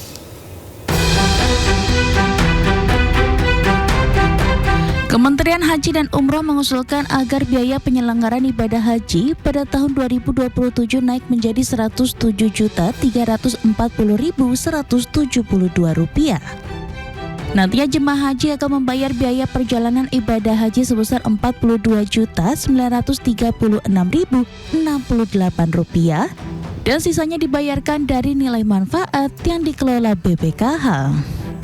Menteri Haji dan Umroh Irfan Yusuf menyampaikan uang yang dibayarkan jemaah adalah untuk penerbangan dari embarkasi ke Arab Saudi dan akomodasi selama di Mekah. Sedangkan sisa 60% yang dibayarkan nilai manfaat terdiri dari komponen pelayanan akomodasi, pelayanan konsumsi, pelayanan transportasi, pelayanan di Arafah, Musdalifah, dan Mina.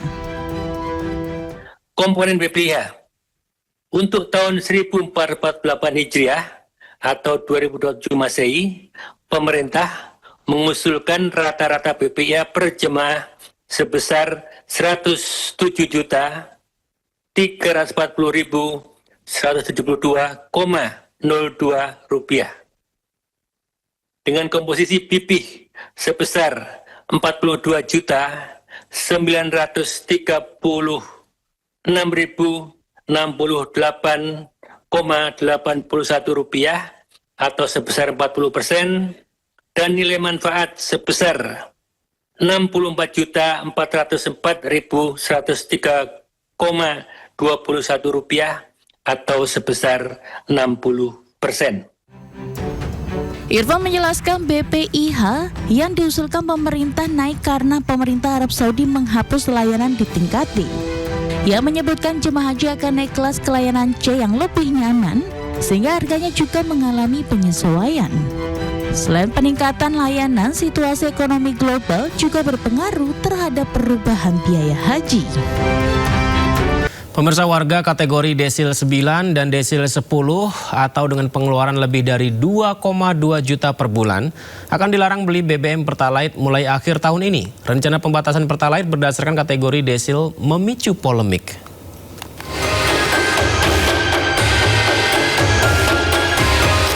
Banyak orang kaya masih beli BBM subsidi. Pemerintah bakal mengatur ulang penjualan Pertalite. Rencananya warga sangat kaya dan super kaya yang berada di kategori desil 9 dan 10 bakal dilarang beli BBM Pertalite mulai akhir tahun ini. Menteri SDM Bahlil Lahadalia menyatakan rencana itu masih dimatangkan. Namun Bahlil menekankan BBM subsidi seharusnya tidak dikonsumsi masyarakat mampu. Masa kita mau pakai subsidi? Yang sudah yang kaya-kaya yang sudah mampu itu jangan ngambil hak rakyat lah, kira-kira begitu.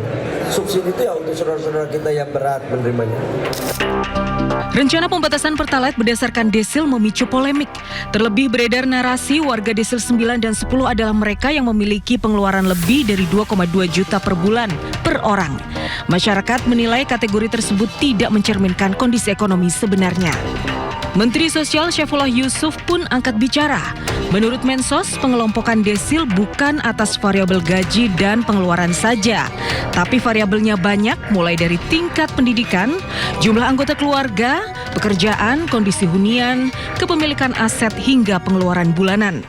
BPS ya akan mengukur dan kemudian menentukan keberadaan setiap keluarga atau setiap individu dalam desil-desil itu, mulai dari desil 1 sampai desil 10. Sejak awal kami sudah sampaikan bahwa desil ini dinamis, ya, karena data ini dinamis. Sebelumnya, BPS menyebut desil 9 dan 10 merupakan kelompok masyarakat di peringkat 20% teratas dari sisi kesejahteraan ekonomi. Selama ini kelompok sangat kaya dan super kaya masih banyak beli BBM subsidi. Akibatnya negara harus menanggung subsidi BBM hingga ratusan triliun rupiah setiap tahun. Pembatasan Pertalite bakal menghemat anggaran subsidi hingga 17 triliun rupiah per tahun. Tim Liputan iNews melaporkan. Indonesia dan Jerman terus memperkuat hubungan ekonomi melalui pengembangan kerjasama di sejumlah sektor strategis. Menko Perekonomian menjelaskan upaya memperkuat investasi dari Jerman didorong mulai dari investasi energi terbarukan, semikonduktor, hingga pendidikan vokasi. Dalam pertemuan tertutup antara delegasi pemerintah Jerman dengan Menko Perekonomian Airlangga Hartarto, Indonesia mendorong sejumlah proyek potensial di sektor energi terbarukan serta penguatan rantai nilai industri semikonduktor untuk menjadi tujuan investasi Jerman ke depannya. Selain itu, kerjasama pendidikan vokasi turut menjadi perhatian dikarenakan Jerman dinilai memiliki keunggulan dalam pengembangan pendidikan berbasis keterampilan.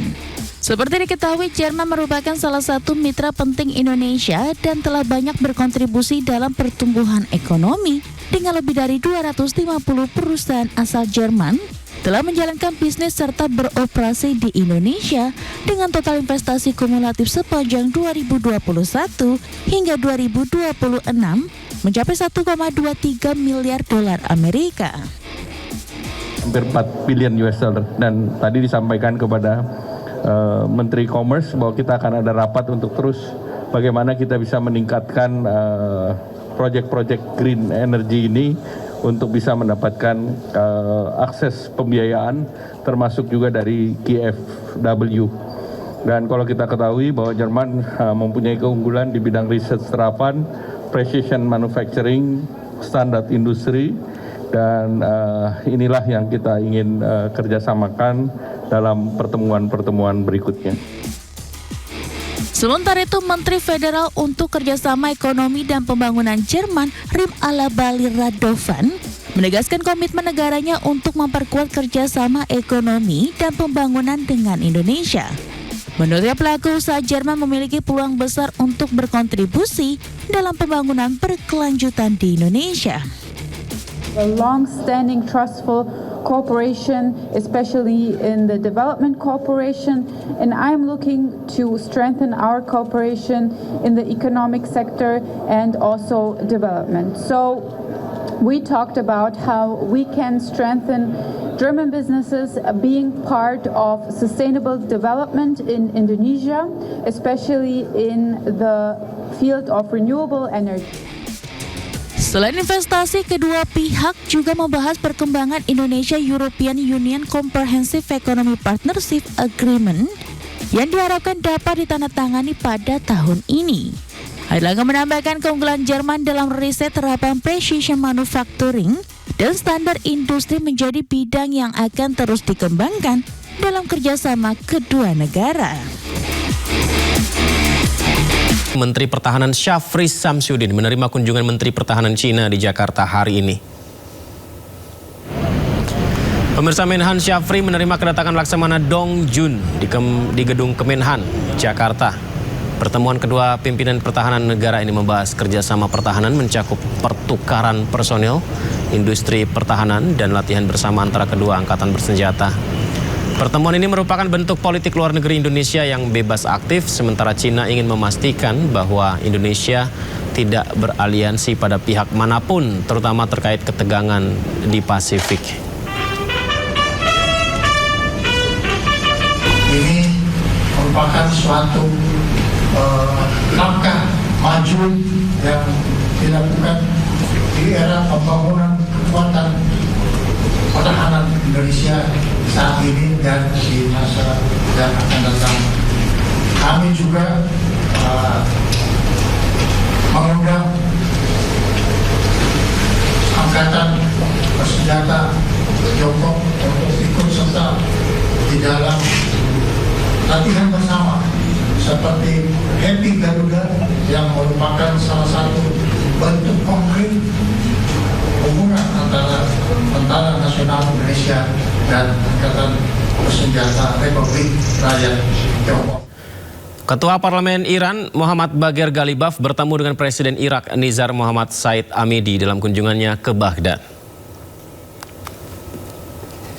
Ketua Parlemen Iran Bagher Ghalibaf tiba di Baghdad pada Rabu pagi. Pertemuan Ghalibaf dengan Presiden Irak membahas hubungan bilateral kedua negara, konflik regional, membahas kerjasama negara-negara kawasan dalam menjaga stabilitas.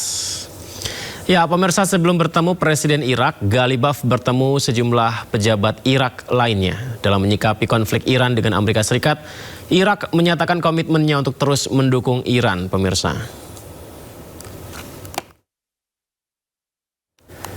Penasihat Korps Garda Revolusi Iran Muhammad Reza Naqvi menyatakan bahwa Amerika Serikat telah gagal sejak awal dalam upayanya untuk menggulingkan pemerintah Iran dan memecah belah keutuhan wilayah negara Iran.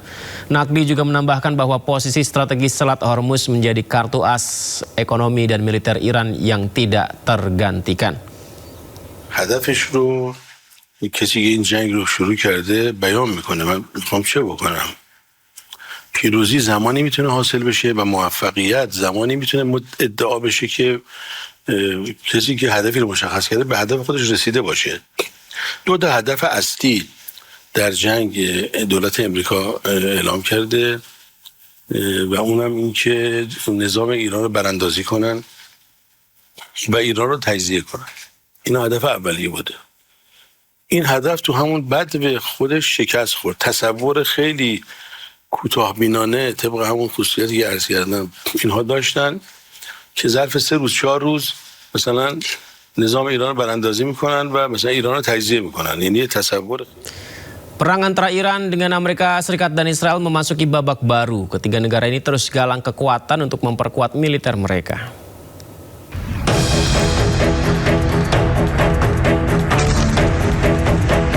Perang Timur Tengah semakin meluas. Ketiga negara yang terlibat, Amerika Serikat, Israel, dan Iran, saling menggalang kekuatan. Iran merangkul sejumlah negara tetangga. Oman menjadi salah satu negara yang mendukung Iran menguasai Selat Hormuz. Kini, Iran mendekati Irak. Iran mengajak Irak untuk bersama-sama menghancurkan pangkalan militer Amerika Serikat di Timur Tengah. Presiden Amerika Serikat Donald Trump pun murka. Presiden AS Donald Trump mengancam akan membombardir Oman jika menghalangi upaya pembukaan kembali Selat Hormuz. I mean, we control it. We control it with the blockade. We have a blockade. We control it with the blockade. And I like the idea of declaring it a territory. We have total control over the Strait. Meski kondisi terus memanas, namun Pakistan terus mendorong Amerika Serikat dan Iran ke meja perundingan. Namun hingga kini belum ada kesepakatan antara keduanya. Perang di Timur Tengah semakin meluas. Iran mengancam akan menyerang pangkalan militer Amerika Serikat yang berada di Eropa.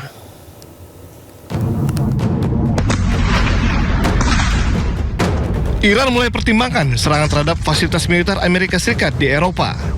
Nantinya, serangan akan difokuskan pada fasilitas militer AS di Eropa bagian selatan dan tenggara. Tindakan ini akan diambil bila AS terus menyerang Iran. Salah satu yang menjadi target adalah Bulgaria, yang telah menyetujui penggunaan pangkalan udara Besmer untuk pesawat pengisian bahan bakar AS. Bulgaria pun telah bersiap menghadapi serangan Iran.